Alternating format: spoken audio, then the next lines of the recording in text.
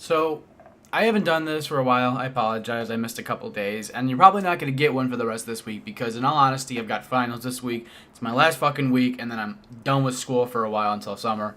But anyway, so I wanted to talk about a couple things here. And it's really kind of getting on my fucking nerves how we have to politicize everything, and everything has to be all up in arms, and we have to have conversations about stupid shit that regular fucking people already know.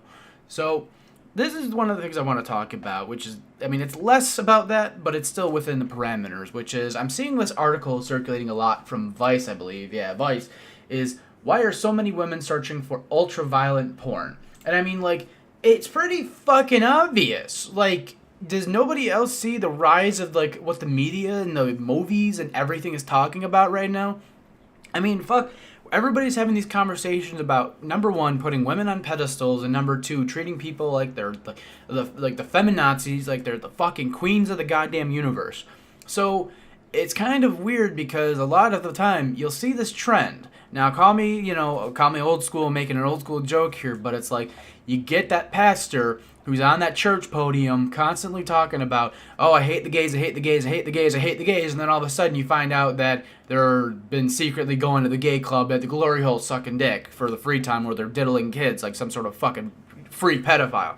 So it's like, it kind of makes sense. You have all of these women who are in these leadership positions that are pulling this power struggle, and there's a lot of real arguments in there. I won't even fucking talk about that.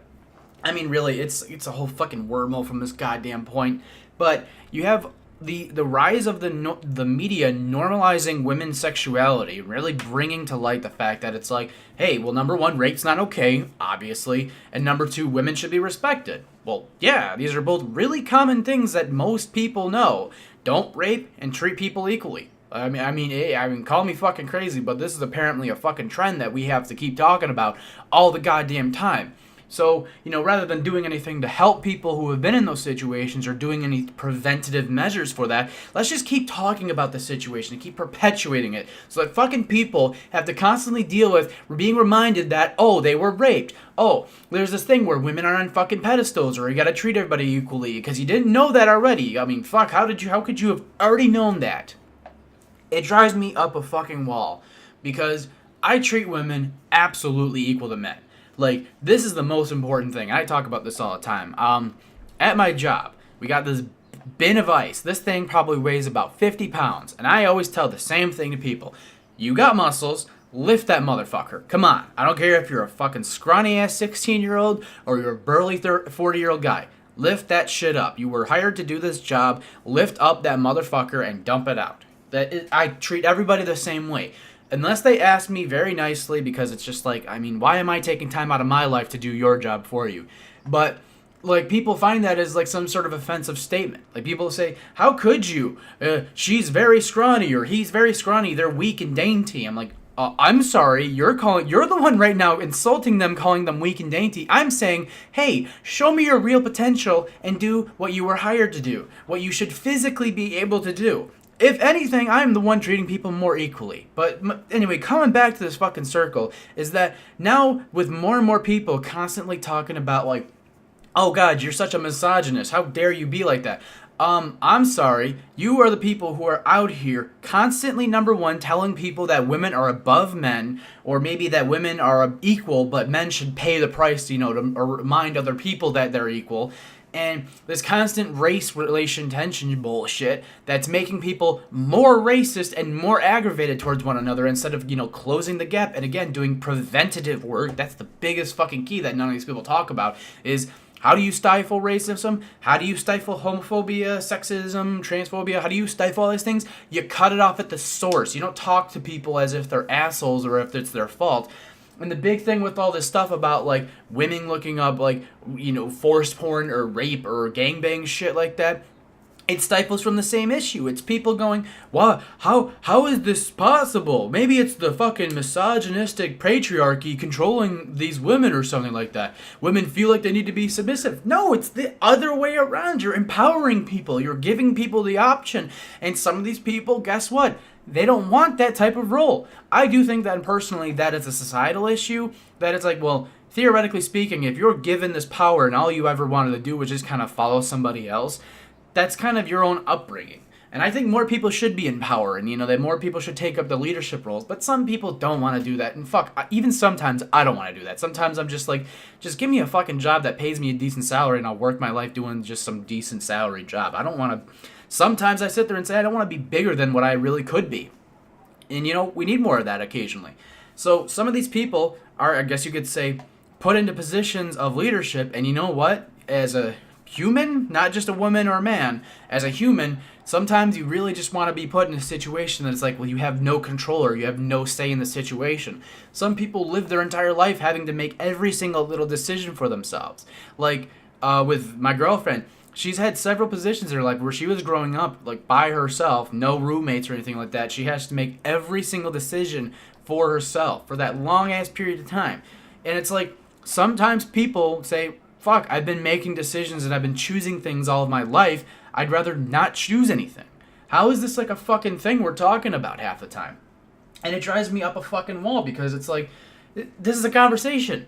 We're having a conversation about what people are fucking looking on their goddamn porn preferences. Why? Why is this a thing? Number one, how are they getting this data? That's a different privacy issue. But, like, I mean, the mainstream media is normalizing sexuality. And a lot of people, not the media, are demonizing male sexuality. And I constantly hear this argument all the fucking time. Actually, Shuan Head did a great video where he was talking about this. She was talking about the sex bots that are coming out, which are that are like sexual computers and or not computers. What the fuck? Robots. They're robots derived for men's pleasure. Like that was the whole reason they're built and they're selling them. And she's talking about how there's all these articles talking about how this is misogyny, this is really like the patriarchy, and how dare they, sexualize men. That's misogynistic, some word that they use nowadays. But what pisses me the most off is that what Shuan Head said, which I think is a really great point, which is, why is it that everyone in the fucking United States now is creating this whole, like, paradoxical shift where it's like, oh no, you couldn't sexualize women back in the day, but now we're freeing the nipple, we're freeing the clit. Like, I keep seeing this and hearing about this where it's like free the nipple and people on Instagram getting banned because of like topless photos.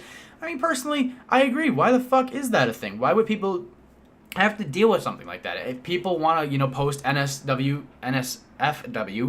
like, let them do it. That's kind of the whole point of the internet, is let people consume what media they want to consume. But the biggest thing that drives me crazy is that if there were a dick pic on there, you would be immediately banned. There wouldn't even be an argument. If there was a picture of some guy's dick, shit, no, you don't even have a chance to defend yourself. Well, it's like, well, what's the difference between that and some woman exposing her naked ass, or wearing an underwear piece of underwear, with a thong or some shit like that? They're pretty fucking close in similarity. But what drives me, oh my god, I'm going crazy now, because it's just like, why are we talking about this? Why are these issues? Like, that's the great thing about online culture and the just the internet in general, is you have the right and the freedom to choose what you want to consume, unless you live in a country where they decide otherwise. But you can choose to be like, no, the only thing I want to consume is fucking straight up cartoon porn, and I never want to use any websites. I don't want to look at the news. I only look up cartoon porn, and I go on Facebook. Those are the two things you want. Well, guess what? You have the ability to do that. And you shouldn't be shamed for what type of fucking porn preferences you choose. You shouldn't be shamed for what you think or what you feel. And then one thing that drives me absolutely insane, which I already said a million times now at this point, is stop talking about this shit like it's a fucking enormous issue. Because in reality, I'm not saying it fixes the problem. I'm not saying like not talking about things just solves all the problems. But cutting things off at the source, training people when they're at younger ages so that they can understand what is culturally and societally appropriate or, acceptable. That's how you get to people these days. But the way that people, these social justice fuckwits, go about it is insanity, like the fucking queer kid stuff. I mean, if you want to really train somebody into being into like a different mindset or doing something that you think that you could be more beneficial to them, is to give them the experience. You never shame somebody. You never bring up horrible past and to try to be like, oh, what you think is wrong, what it is wrong. You show people. There's this great cartoon that I see all the time, which I wish I had a link, but I don't, where it's this racist old KKK guy. Yes, 3 Ks. So yeah, this racist old 3K guy. And the motherfucker is like burning a cross or some shit like that, and somebody comes up and says, "Hey, I got you a ticket, an all expense paid ticket to go travel the world." The guy goes to Ethiopia, he goes to Asia, he goes to fucking Europe. He travels the world and experiences different cultures. He comes back, he takes down all of his fucking, KKK memorabilia and shit like that and replaces it with the experiences he's had as an adult. And I'm not saying that works all the time. I'm not saying that's going to solve the problems and, you can't afford to fix people who are, mentally, like, broken like that with money, because it's like, well, then fuck, everybody's gonna be like, oh yeah, shit, I'll travel the world for free too. You can't solve it like that. But the best way you can change somebody is to give them experience, give them the life knowledge, or cut things off at the source. What led to that person wanting to join the KKK and have those racist beliefs?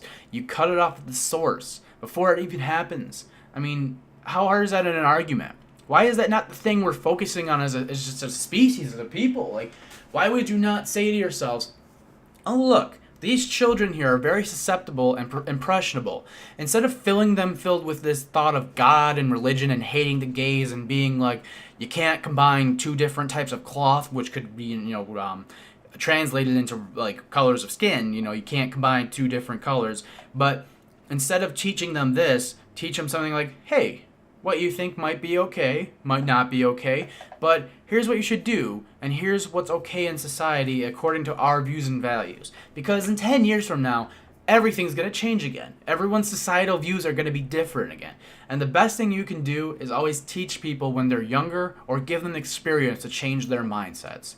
I love all you guys. I'm sorry I got a little pissed off here, but I say, is just probably won't be more episodes for the rest of the week because I need to get through my finals week, and I honestly wanted to make this right before my final exam. So I'll see you guys in the next episode.